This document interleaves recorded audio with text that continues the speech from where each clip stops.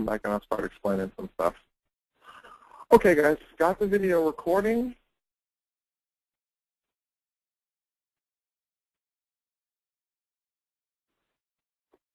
Let's see what we got. Okay, so we finally got into the interesting stuff. It's time to start attacking systems. You're going to find that attacking systems in a CTF is not like attacking systems when it's just you in your VMware lab. It's not like attacking systems on a pen test. Nothing like it.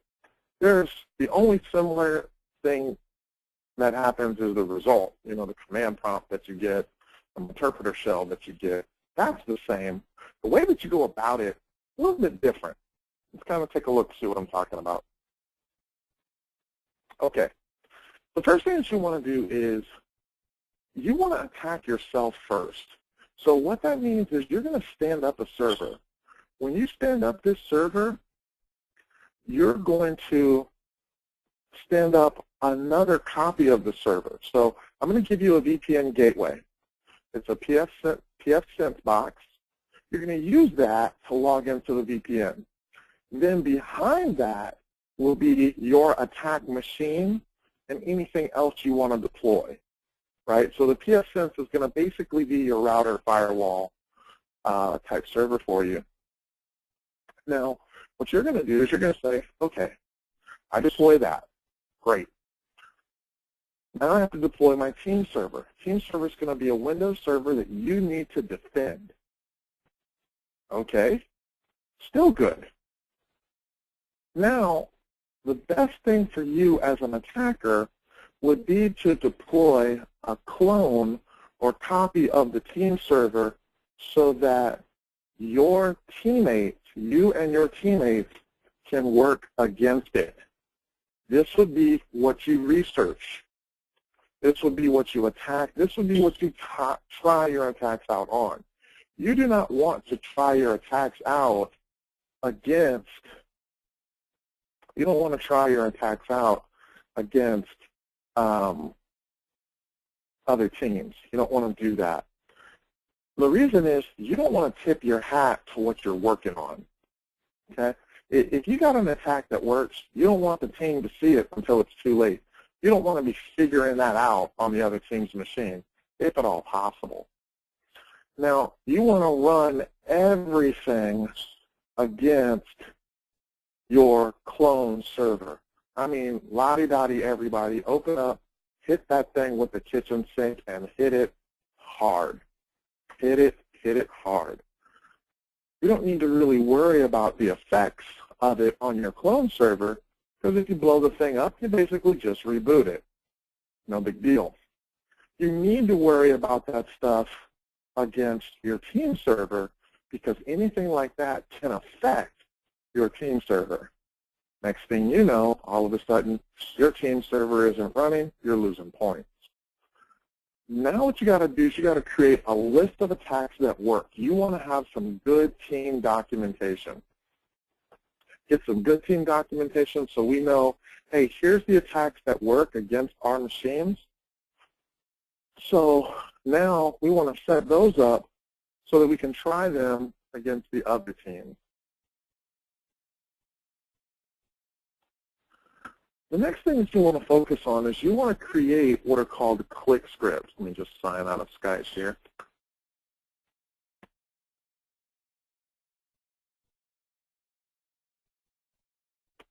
I don't know why I can't sign out of Skype. You want to create what are called click scripts.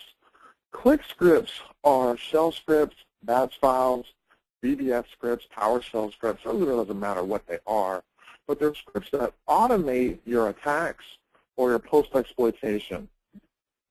You don't want to be sitting down at a command prompt typing out the commands you want to run. You want to have them all set up in text files that you can copy-paste or in scripts that you can just run. It's going to really, really help you in the game. You're going to find that when it's time to attack, you don't want to be messing around fat fingering anything. You just want to run your attacks and you want them to work.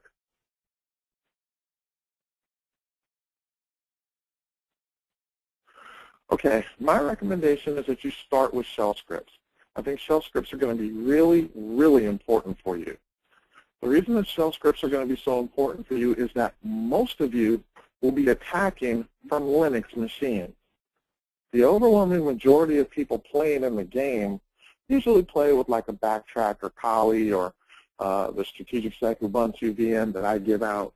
Most people use something like that. You know, maybe their own favorite flavor of Linux or something, but most people attack with a Linux machine. So if that's the case, shell scripting will be really, really helpful to you. So I strongly think you want to start with some good shell scripting and organize all of your attack scripts so that they're ready to run. You know what the output of them look like, get comfortable with the output of them, be able to just drop down and run them. I've got some resources that I think you should look at. Here's some places where other pen testers have written up some pretty decent scripts for you to take a look at. It should give you some ideas of common things that people automate. You know, and maybe you can say, hey, I can probably use a couple of these. Okay. The next thing is going to be Windows scripting. Windows scripting is all over the place. You know, it can be batch files, it can be WSH, it can be VBS, it can be PowerShell, it can be WMIC, it can be all over the place. Now, I personally believe, I could be wrong, you know, not everybody attacks the way I do, but I personally believe that the bulk of your Windows scripting will be post-exploitation type stuff. Not always the case, but generally you're attacking from a Linux machine to a Windows machine, so your scripting will be shell scripting while you're on your Linux host. Once you gain access to your Windows host, that's the target, then you'll probably have a series of Windows things that you want to do. So that's when it starts getting really interesting to start doing things like batch files, WSH, VBScript, PowerShell, stuff like that.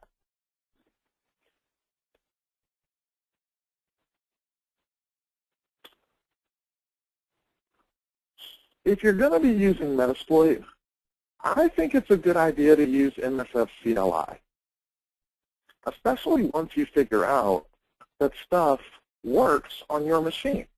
If this works on your clone, you go, hey, the such and such Metasploit exploit works on our clone. Well, you can use MSF CLI, the Metasploit Framework command line interface, to script the attacks against the other machines.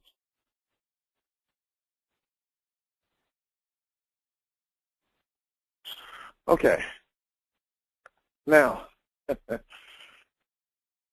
I got to tell you, when you're playing these games, you got to be ready for some stuff to go really crazy. Trust me, these games get crazy. So I always think in these situations, even though you think you may never need it, always have a war chest. Okay? A war chest is just stuff. Oh, that's a typo. Hold on, let me get that.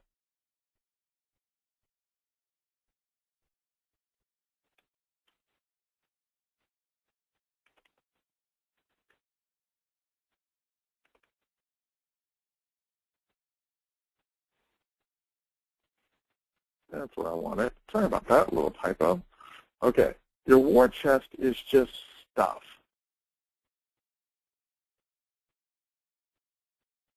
Stuff where you just need to break out the kung fu. There's going to be times in pen test and CTF where you may have to break out some scripting kung fu that just comes out of no man's land, man. So this is a good example. These are just tons and tons and tons of Windows and Linux command line things to do.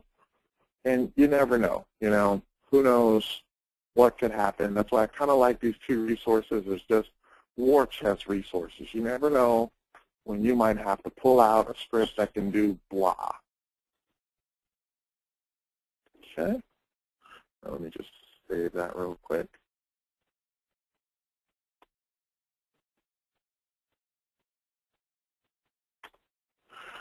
All right, attacking machines is important. Being able to attack a machine, super, super important. However, more important, way more important than being able to attack a machine is being able to get a file onto a machine. So for this game, Capture the Flag, you're not literally stealing someone else's flag.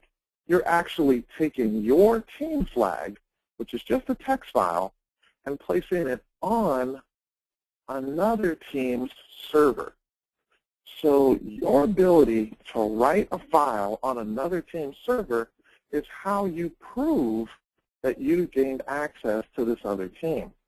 So trust me, you need as many ways as possible to get files on servers, because people are going to be working their butt off to make sure you don't get files on the machine.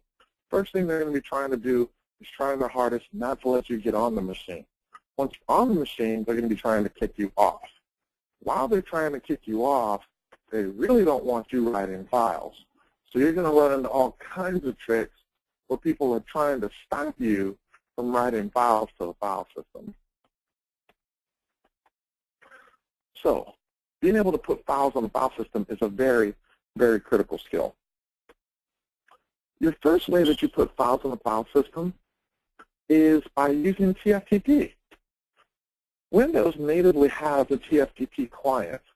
What you would do is on your attack machine, you would run a TFTP server, and you would place your team flag on that TFTP server.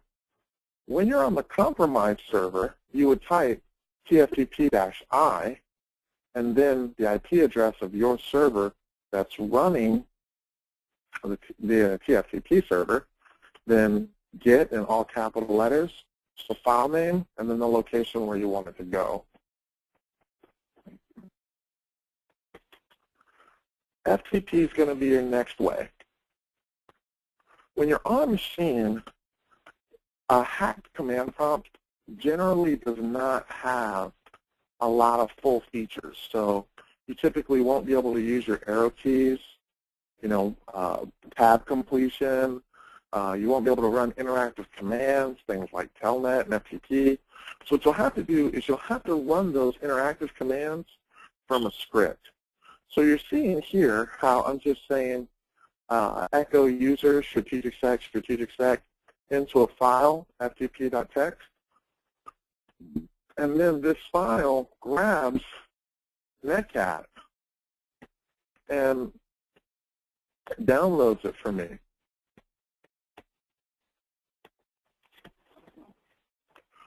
Okay, maybe we want to change that to something like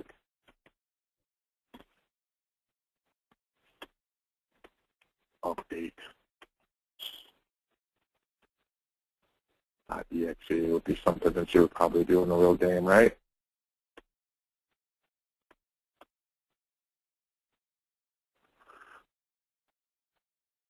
Sorry guys, I did these slides earlier today and I haven't had much sleep today. Okay, so you'd probably do something like this. Now, the reason that this is important is, like I said, if you're at a command prompt and you just type FTP, then you're going to notice, hey, I can't type anything else, right? Your command prompt just hangs. So running it with the FTP-S and -N down here, second line from the bottom, allows you to just read from that ftp.txt file and run all of your commands. And then obviously it deletes the file, that's your last line. So you just paste all these lines right into the command prompt, you're good to go. All right, your next thing would be a VB script download. VB script downloads are pretty good. Hang on a second here.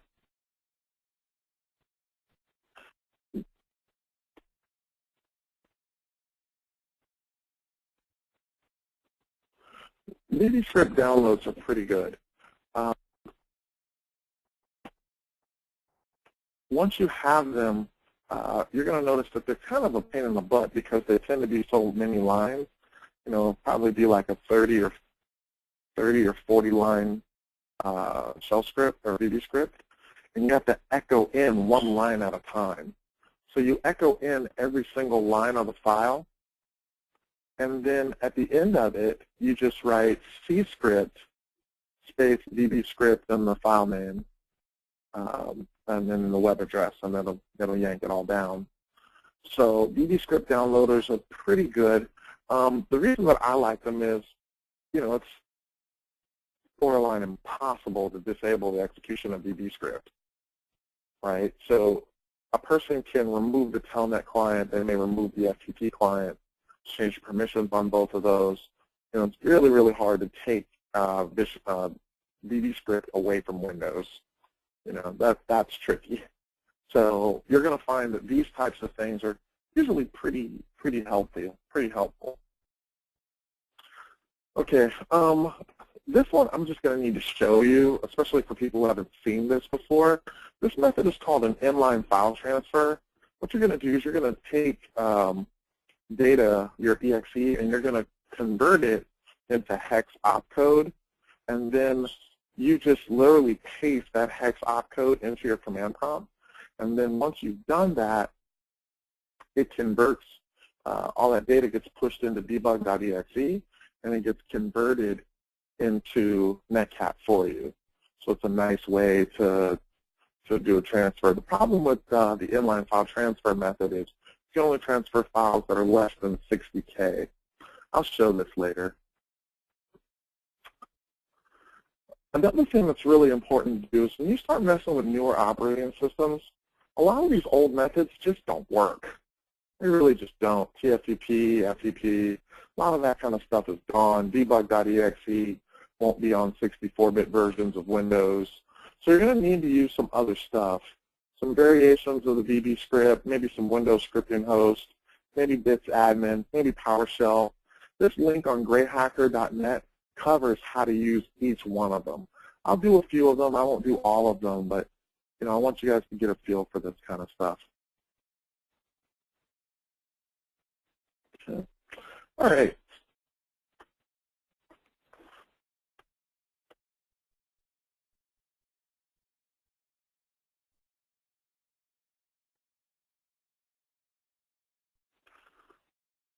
Okay, let's get in here and let's look at some of this stuff, huh?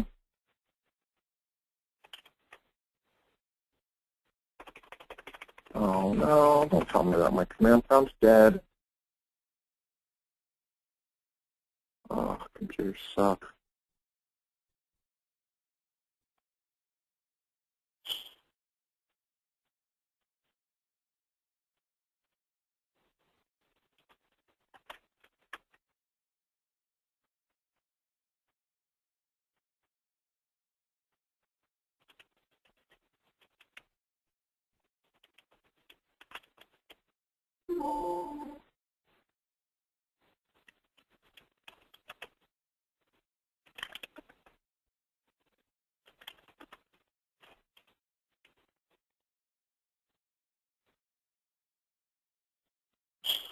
What the heck?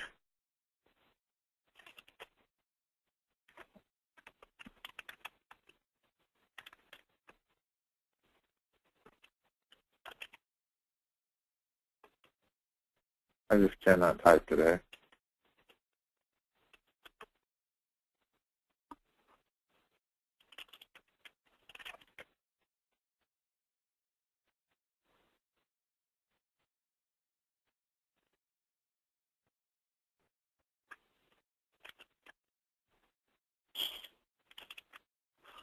All right, so let's see. Sudo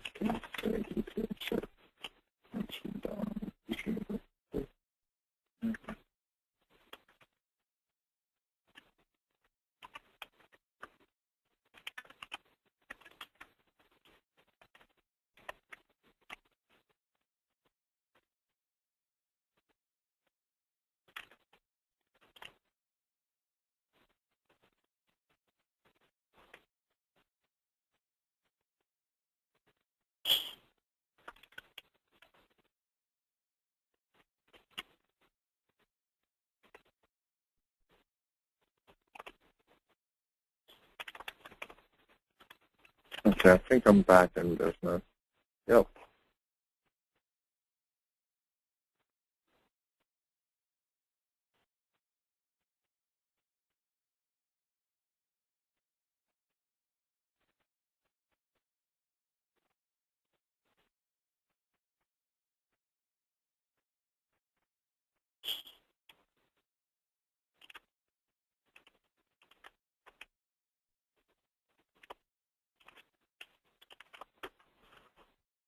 Okay, so let me get all that started up.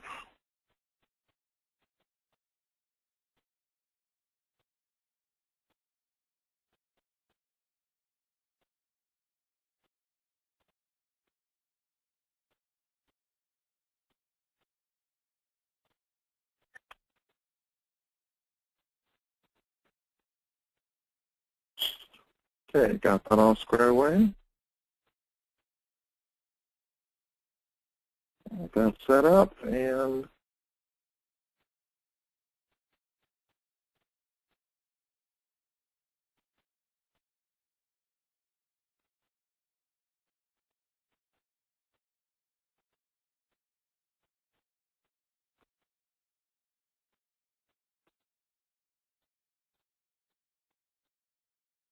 start up another exploit. Let's see if this works.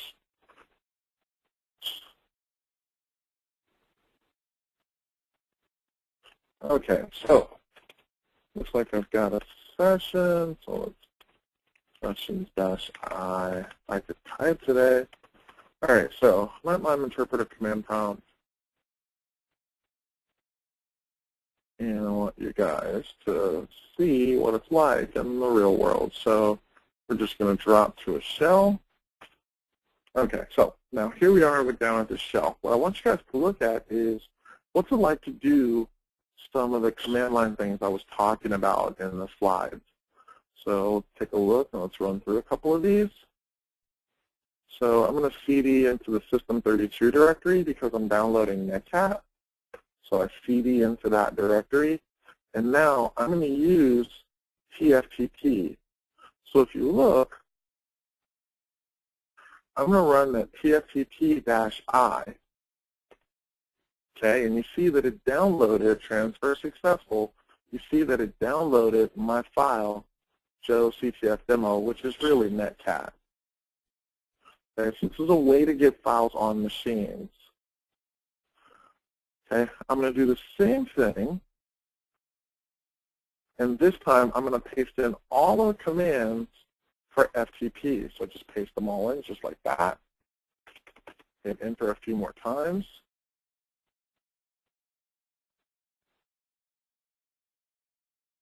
Will that automatically overwrite files? No, it'll generally prompt you. Okay, so I'll do a quick dir, and you can see that the file is really there.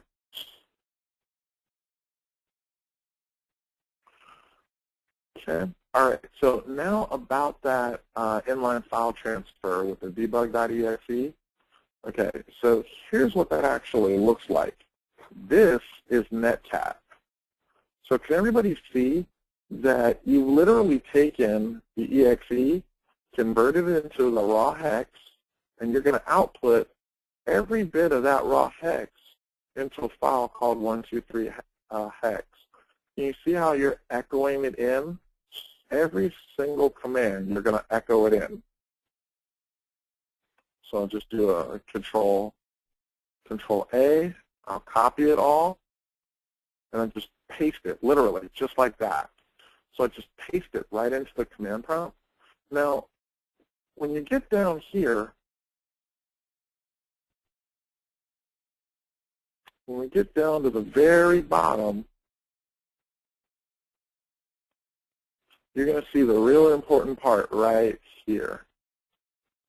All of that hex data gets copied into 123 hex, and you're going to see that it gets pushed into debug.exe. Debug.exe is a command line debugger from the MS-DOS days. So it's an old 16-bit debugger. And you can use that debugger to actually compile code. So that's what we have going on right now. it's going to compile code. Now you're going to see right now it's still echoing in. Then you're going to see a change in the way that the data looks. That's when you'll see that debug.exe got called and it's actually compiling. Right now it's still writing the files. Now for those of you who've used tools like SQL Ninja or any of those types of tools like SQL Map, they actually use this same method for attacking an SQL server. So via SQL injection, you're going to echo in one line at a time all of this hex opcode, and then you're going to call debug.exe so that you can convert your hex opcode into compiled code.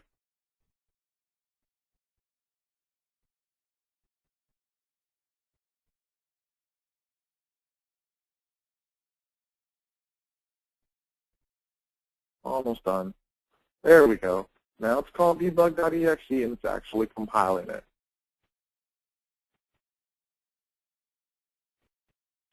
Okay, now you see that it's prompting me since I've done this already. Okay, you say yes, and now netcat has been copied into your system32 directory. Okay, so that's an inline file transfer. So you've gotten a command prompt, you want to just paste, and you can copy a binary file that way. So it's a way that you can transfer over netcat or whatever you want to call your file. Okay. I would probably throw a line in that says the Dell 123 hex if I were you. You can always just create a user. So you can use your net command and then obviously create a user.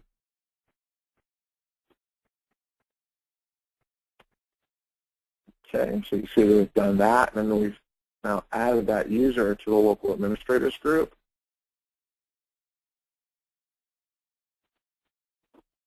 So you'll see that that user is in the local administrators group.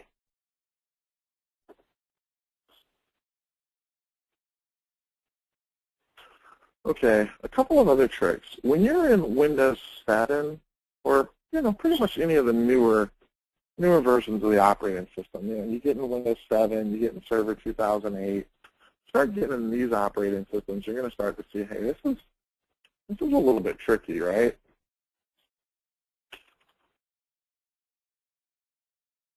Okay, so I'm doing this just because from a command prompt, it's a little hard to see what I'm doing here.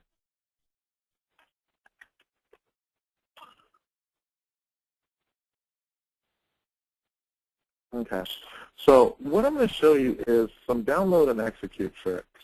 So what you're going to see here is you see the cmd.c/c, and then all of this is going to be a VB script file. But you're echoing in the entire VB script file in one line. See how long that is? This huge file. So it downloads the VB script, it writes an entire VB script file called poc.vbs. Then at the very bottom line, you see it's got an ampersand, meaning, hey, as soon as you're done with this, go cscript and then run poc.vbs. So it's going to download this message box from Gray Hat Hacker. And because this is the download and execute, so what it does is it runs the web downloader, downloads the file, and then after the download, it automatically executes it as well. So you'll get a pop-up. And the reason that we do the pop-up is just to prove that you got code execution.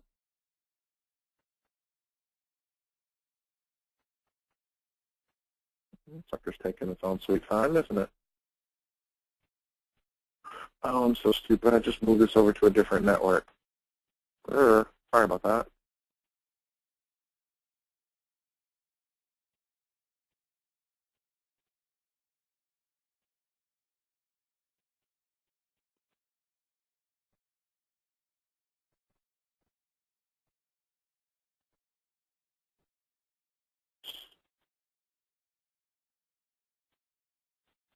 Network.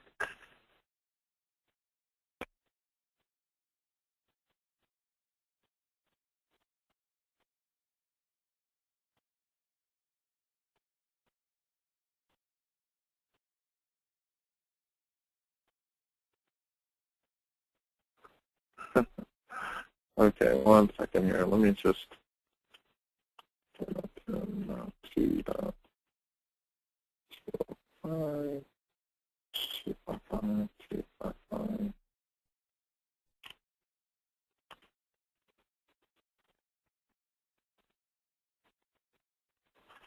There we go.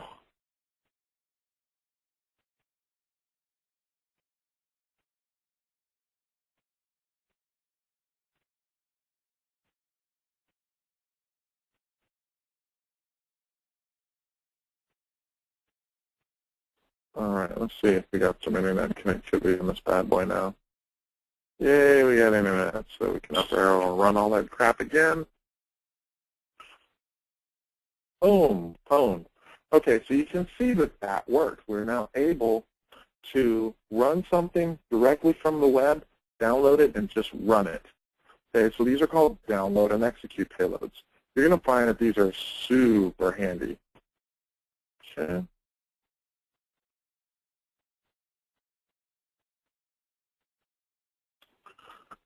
All right, I think this one's probably going to be a little pain in the butt, so we're probably going to need to put him in the right folder, because I don't think we can write to C drive. So we'll change that to users, workshop. There you go, that ought to fix that. Okay, all right, so this one is going to use a trick called bits admin. Bits admin is the command line client that goes out and downloads Windows updates. So it needs to be able to download files and run them, and it's native to the Windows operating system. So even if you turned off your bits service, your background intelligent download service, the bits admin client still is on the machine, and it can connect out to the web or just generic IP addresses to pull down files. So you see that that one worked as well. That gives us another way to go out, grab files, yank them down, and run them.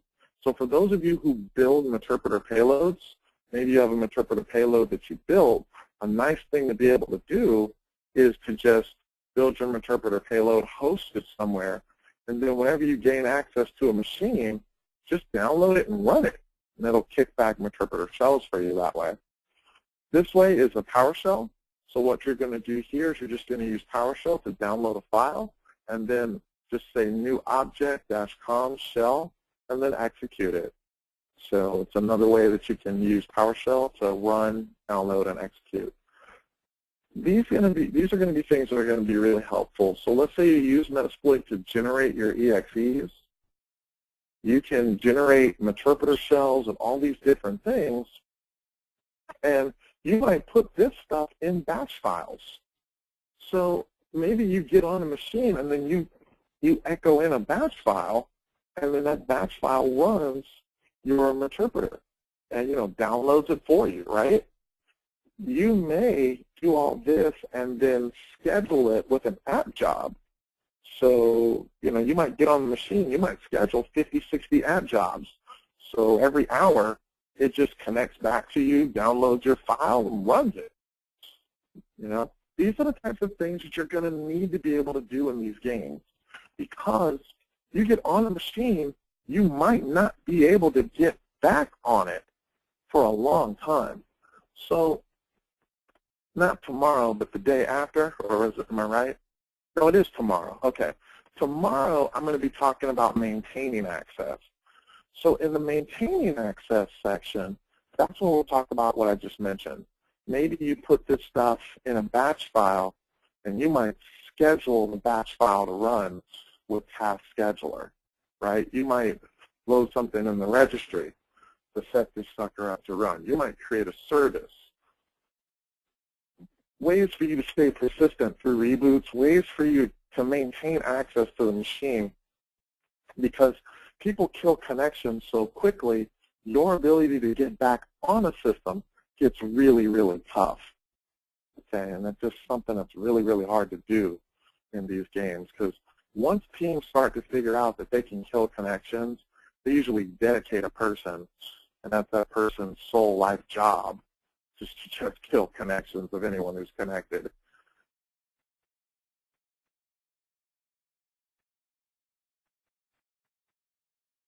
Do you want a copy of this stuff? Sure, Rob, I can give you all this stuff I just did. Not a problem.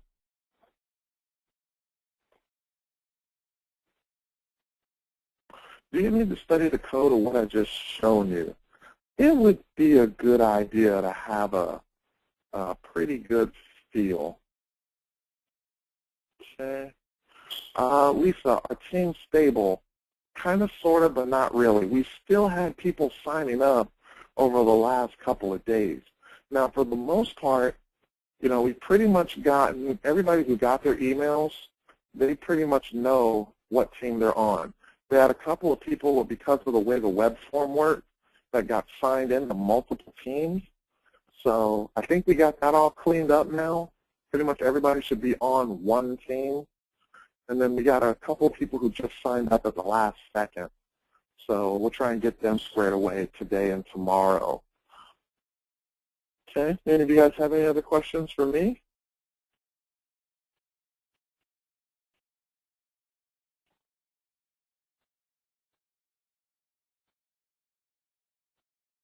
Yeah, Ryan, stay on team 5.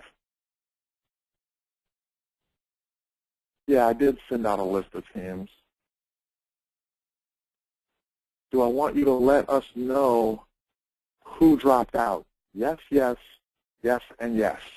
Pretty please.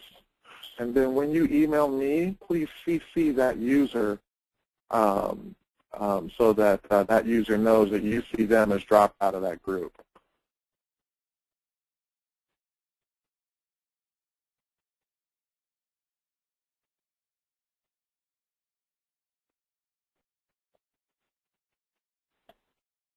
Okay.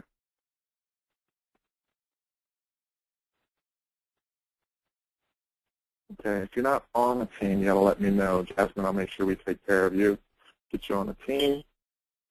Am I doing anything at ShnooCon this year?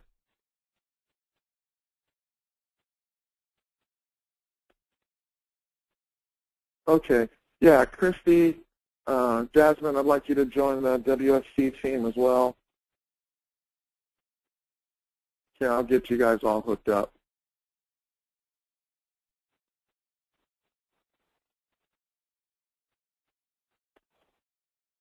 Okay, Rob doesn't know what team he's on.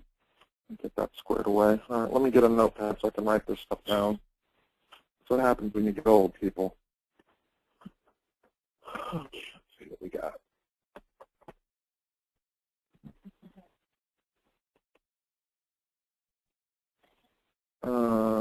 Pen Testers boot camp that I did this weekend? Yeah, I can give you that. Hold on, one thing at a time. I need to find something I can write on.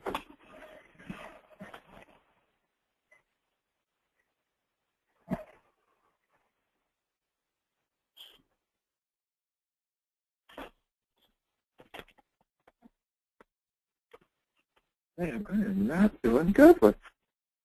Where in the heck is my notepad at?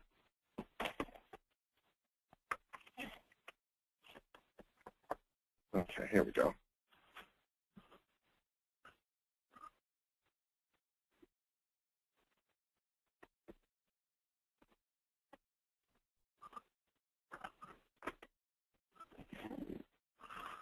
Okay, Pen Testers Weekend Boot Camp. Okay, hold on. Okay, people not on the team. I got Rob. Rob, can you give me your email address right now, please? I'm writing this down.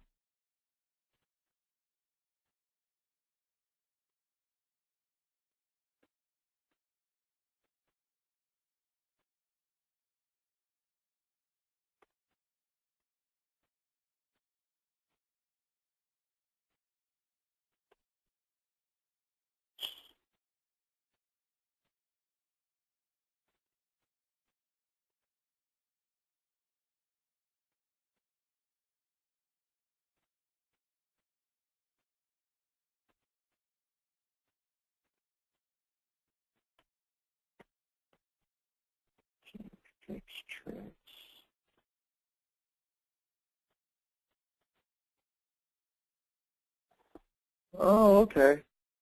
Fix Tricks, you're Rob. Hey, you made it today, huh?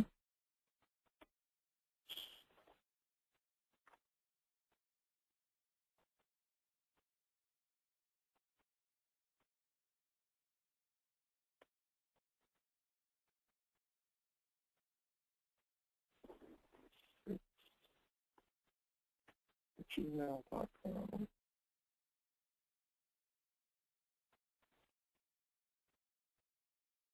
Do we need multiple nicks anywhere? Most likely no.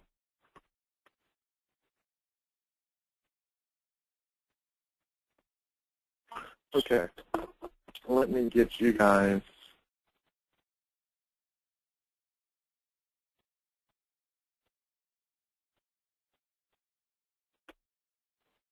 the video of the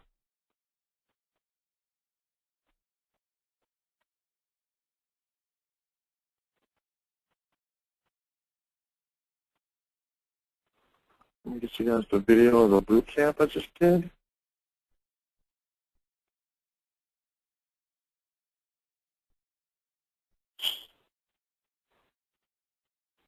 What day was that? Was that the 10th?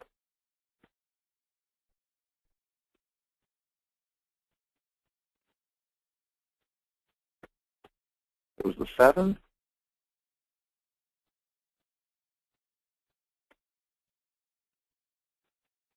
I must not have uploaded it. Let's take a look.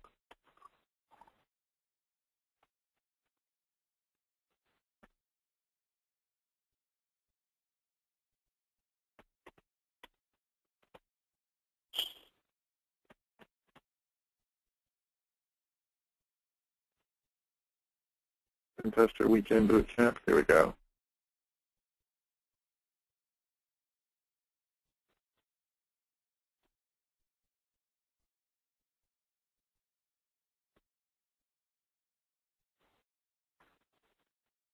Okay.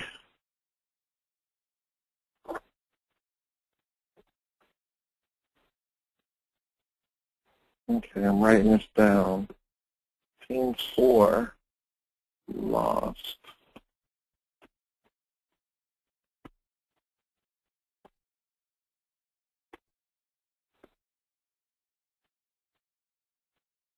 Paul Lane, Billy, Boatwright,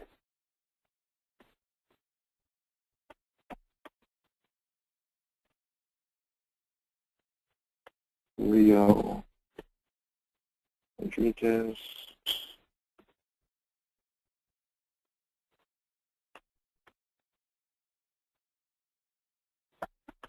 and Dave Stafford.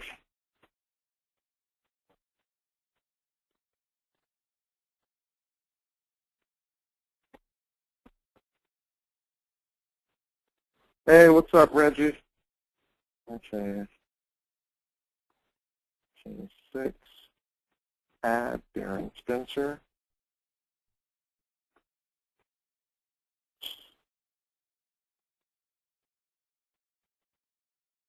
Okay, got that written down. What's up, Javon?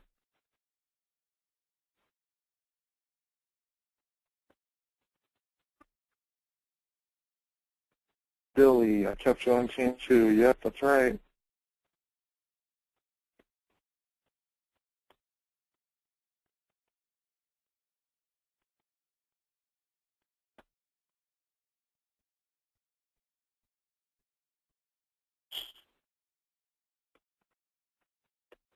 Team 2 lost to Rick Noble.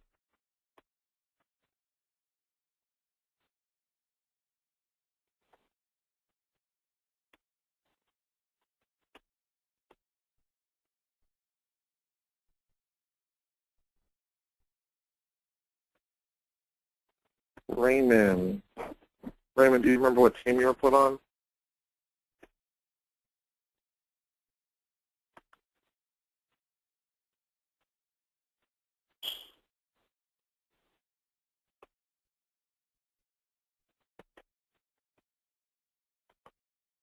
Israel, do you remember what I told you to stay in, either Team 1 or Team 6?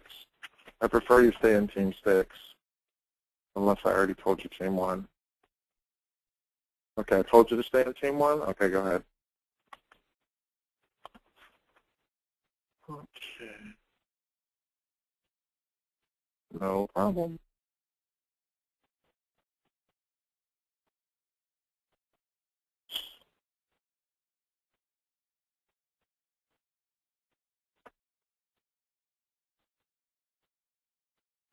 Okay, so here's the Pen Testers Weekend Bootcamp from the 7th.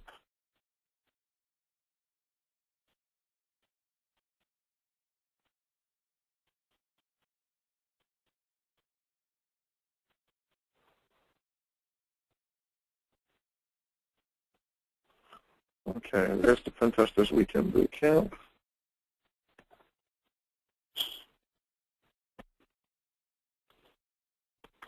Team 3 lost.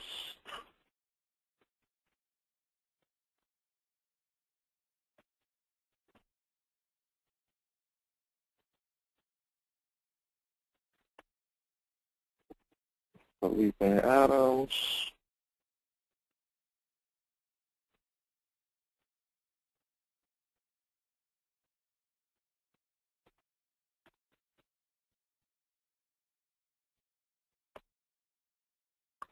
Joe Stats. Lonsky.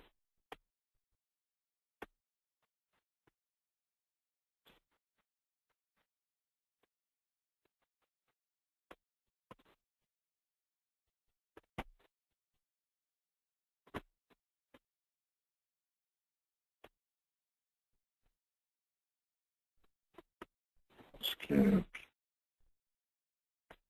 Garrett McGrath.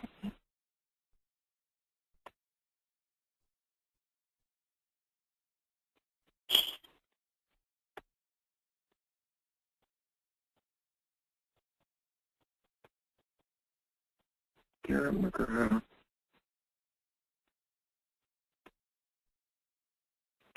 Syed.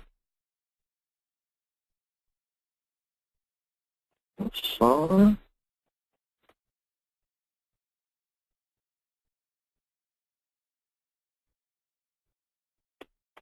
Christian Clark. Okay, those are all gone from team. They're all gone from team 3. Okay, I got all that written down.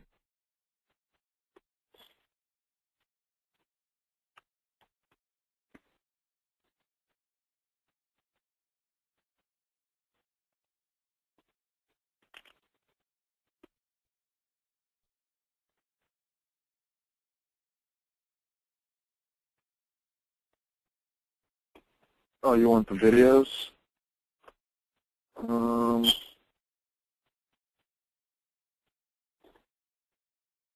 Hey, Rob, can you crack open your email and give me those links to the 2 videos? Oh, I'm right here. Hold on. Sorry, guys. I never set out smart.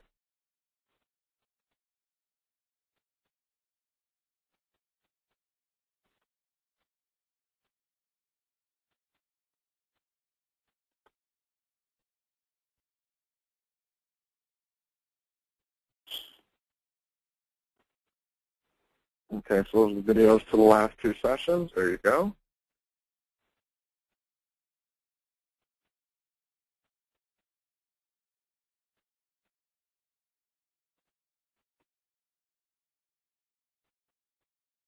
Okay. Jasmine, you need to be on the team, right? Oh, Rob, you had my back. You were ready to go, weren't you?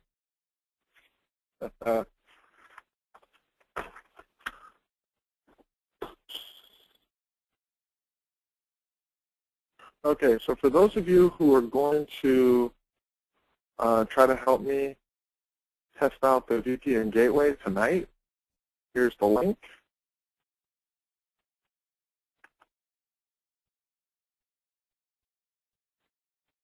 Okay, that's the pfSense FreeBSD VPN firewall router. It's a VMware virtual machine. It's got VMware tools installed on it, so please don't try to run it in VirtualBox.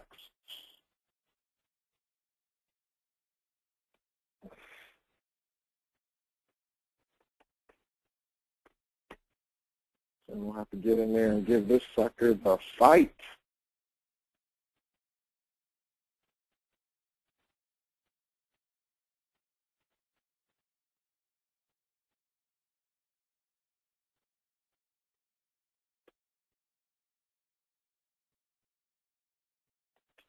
Am I still doing the course completion certificate? The answer is yes. I just got to get off my butt and do it. I've been doing so many other things. I just have not sat down and done the admin task. I got probably something like 200 certificates I got to make across like 5, 6 classes.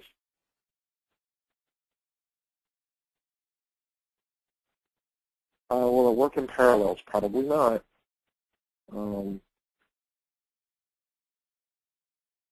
No, not busy like, oh my God, I'm being murdered. It's just there's so much stuff to try and make this CTF network work.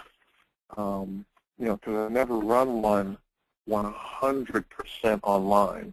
I've always been physically there. So we've moved everything into Amazon AWS. We've got the VPN working. We've got a scoring server now. And I really spent a lot of time getting that custom code for that scoring server working. And, you know, me and the developer just fight every day because he just does not understand what I want. And, you know, either he can't understand crap or I can't communicate crap or both. But that scoring server is borked, and I'm just not happy with it. But, you know, I'm trying to get it. The idea behind the scoring server is to make the scoring server look like a stock market so you guys can see it. I can show you. You're going to be seeing it in a week anyway, right?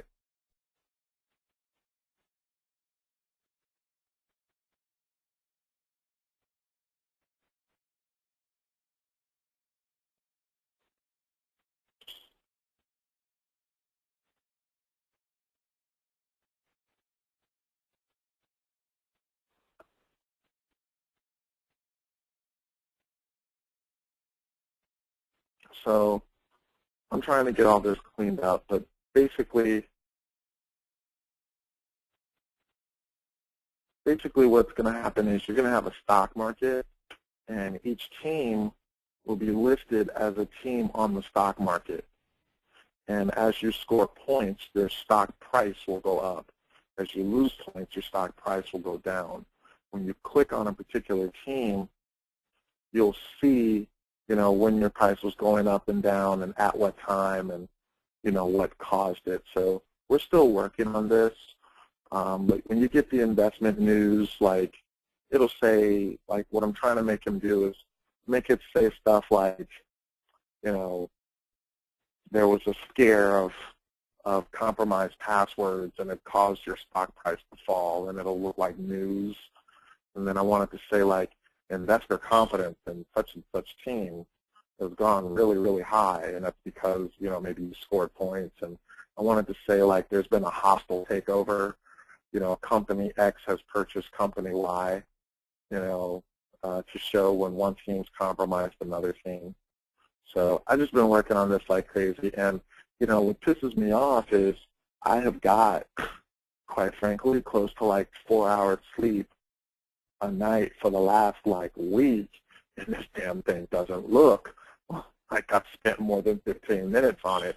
It just does not look like much for the amount of work that we've put into it. But the scoring logic took a long time to get to where it could actually communicate and parse all the different files on every web server, actually parse all the CTF flags, and then score accordingly. That took a long time. And now trying to get the interface to look right, that's taken some time too. And I want to have this working by Saturday, so I'm working hard on this. So we'll get this working, and hopefully the game will be interesting. You know, you'll get in and you'll be able to play, and, you know, you'll see all kinds of stuff.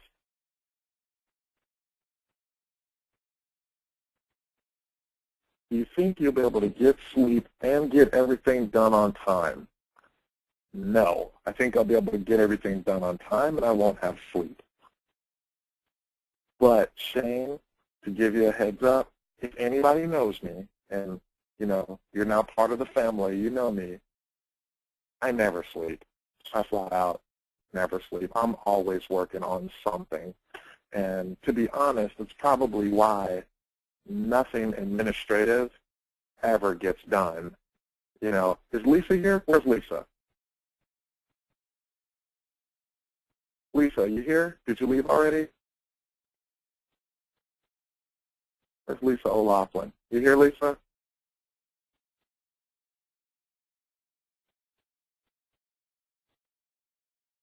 I guess I lost you. Yeah, Lisa must have lost like a whole month of class because of me.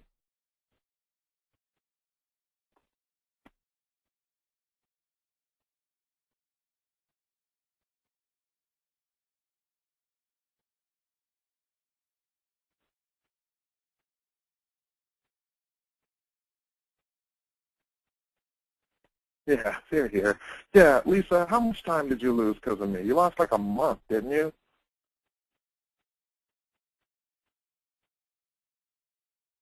Oh, the class was over. You couldn't get back into it. That's why I emailed you everything, Lisa.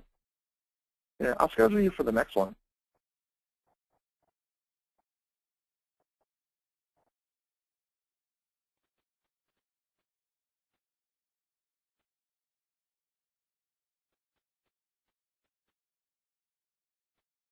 Oh, no, Lisa, I replied back. Those links were paste bin files, and I was putting you in the next class. I remember that. The links were only good for a month, so that's why they don't work anymore. It's those paste bin links. I only put them up for a month. But I'll get you the rest of the stuff. But yeah, this is a perfect example. Anybody who knows me, anything that's like an admin task and it's not nerdy,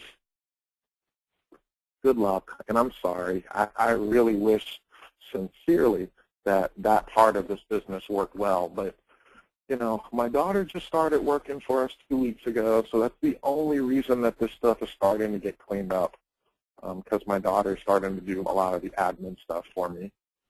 And then hopefully after the end of the year, we'll make enough money, I can hire another admin person to help my daughter, and we'll start having some decent customer service. Let me see, who else was it? Rob? Rob, how many times did you call, Rob? Yeah, Rob must have called like 20 times. Yeah, Rob kept going like, I'm not a stalker. I promise you, I'm not a stalker.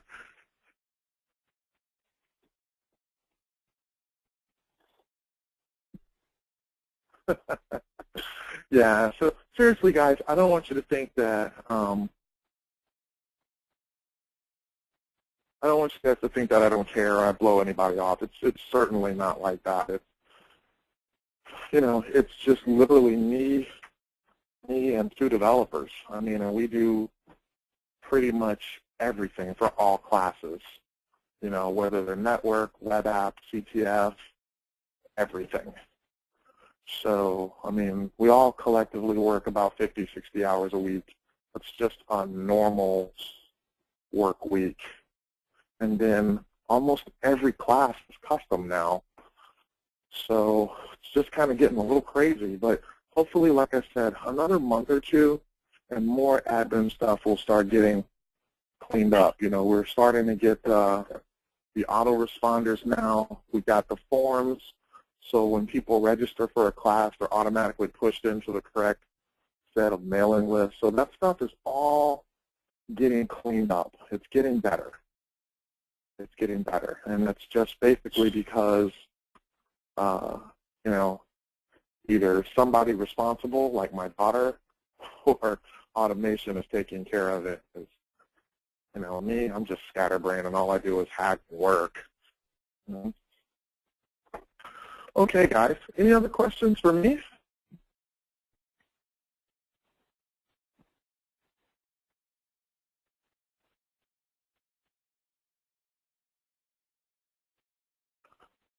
Oh, heck yeah, Terrence, please.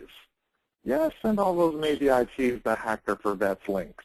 Yeah, it's free for them, man. Of course let them have it. Of course let them have it. It's just, you know, trying to do my thing and trying to help out, man. I don't have money I can donate. I don't have you know, the hackers for vets thing is just what I can do, you know? No, it's all good. It's all good, man. Don't even sweat it. You know, that GoToWebinar software can handle 1,000 people. You know, if I can teach a class of 900 people online, you know, I could certainly do a couple of hundred vets.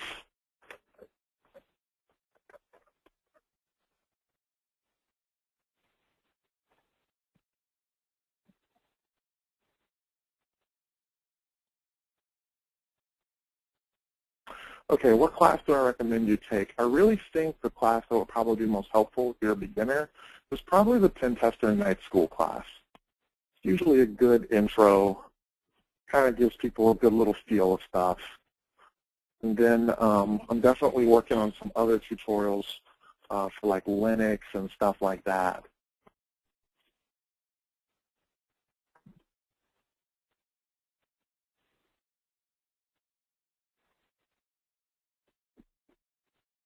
Okay. All right, you guys yanking down the virtual machine?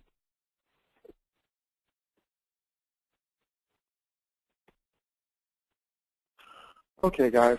So what do you think of the OSCP? I think it's very good.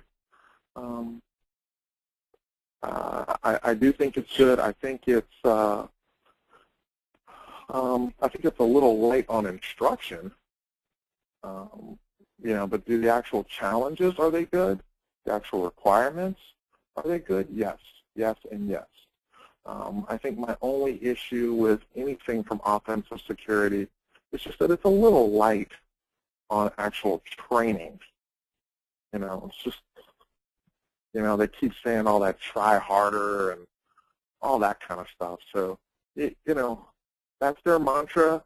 I got my opinions on it, but the actual things that they make you do are very good. The things that they make you do are very logical, very well thought out.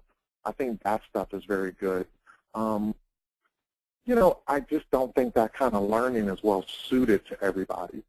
You know, just like Javon says, it's a real sink or swim kind of class. You know, you can be up all night cursing and, hey, yes, life really sucks. Can I have some help? And the response is, try harder. You know, frickin' thanks, man. You know? So I'm not a big fan of that in the teaching environment. I think that kind of stuff is good for people who have experience, but I have nothing bad I can say about the actual courseware. I mean, excuse me, the actual training requirements. Am I going to do web app next month? Not sure. Not sure. What do I think of the new CEH cert? CEH V8? Well, you know, I'm an EC Council instructor, so I'm probably not allowed to say anything bad about it. But I think it's good. It's got its place. You know, is it going to be the kind of thing that prepares you to be a penetration tester? No. You know, but quite frankly, no cert out there will. You know, SAM's GPIN doesn't, Offensive Security's OSCP doesn't. What those two certs do is they make you more comfortable doing pen tester stuff. Is there much change from 6, 7, and 8? Yes. The big differences between 6, 7, and 8 is it is moving, in my opinion, away from pen testing. Less and less command line stuff, moving really heavy into system administration type stuff. You know, just a lot of Active Directory and sysadmin type things. Very little hacking things in CEH V8, and it's been going down ever since CEH V4.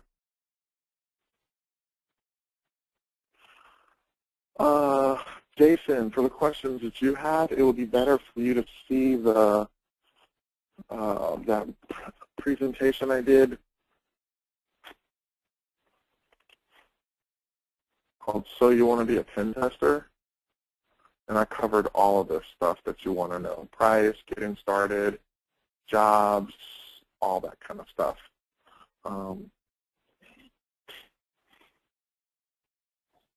You know, that's going to give you the answers to what you want.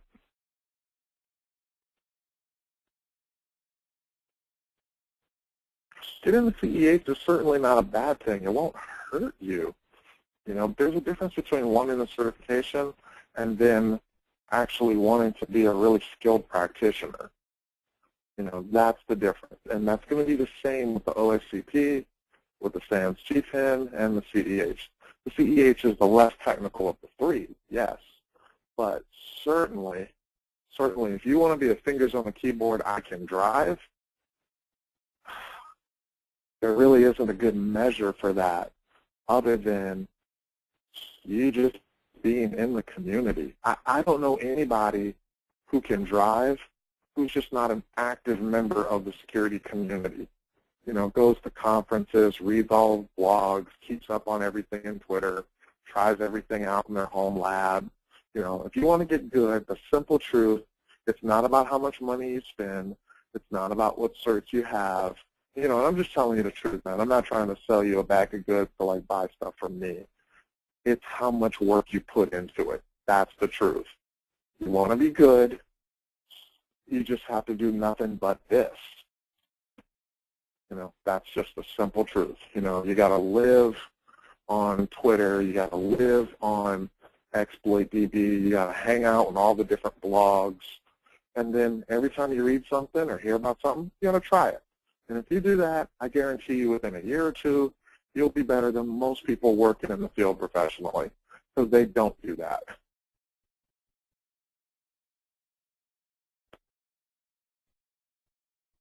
Hey, I appreciate that, man. I appreciate it. You know, I got to tell you the real truth, and we're going to cut out of here.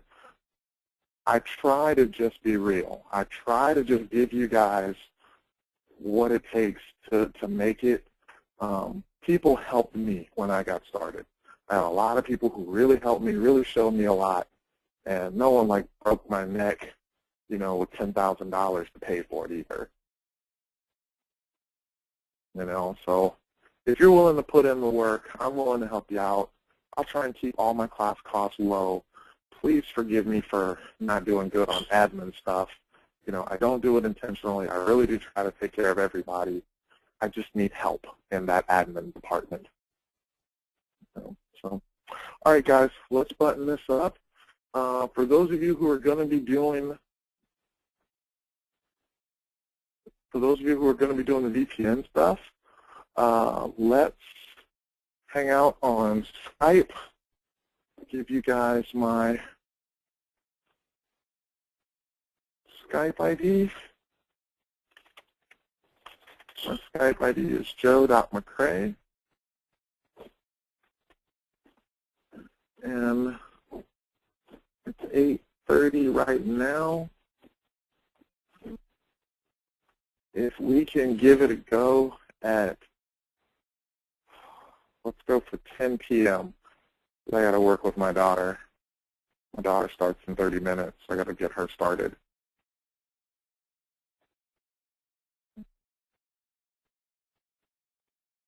Server's ready to download right now. I'm sorry if you don't have it.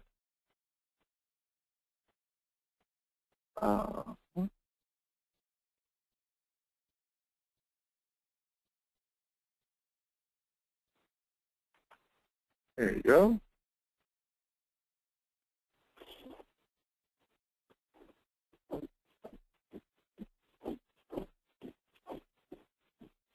All right.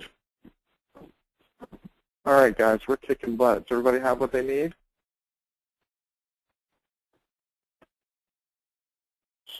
Sweet. Okay, guys, 10 o'clock, let's get on Skype. That's an hour and a half from now.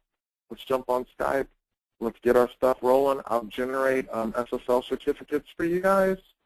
And just message me on Skype at 10 o'clock. Try and get the virtual machine set up and as close to ready to rock so that you just paste in your certificates. And then put a host behind your VPN gateway, and you're going to set that host machine default gateway to be the internal interface IP of the pfSense box. So that way your internal host will try to route through the VPN gateway. That's what we want. and then make sure that you have the firewall turned off on your internal host, or at least open up ICMP, because I'm going to try to ping your internal host. Once we know that we're good on that, then the VPN config works. We'll update the documentation to make it a little bit better, so that it's a little easier to follow, because we did that just real down and dirty fast. Then we'll clean up that doc, and we'll make sure that everybody likes the doc and that it makes sense. And then we will email out all this stuff to everybody. Okay, see you guys at 10 o'clock.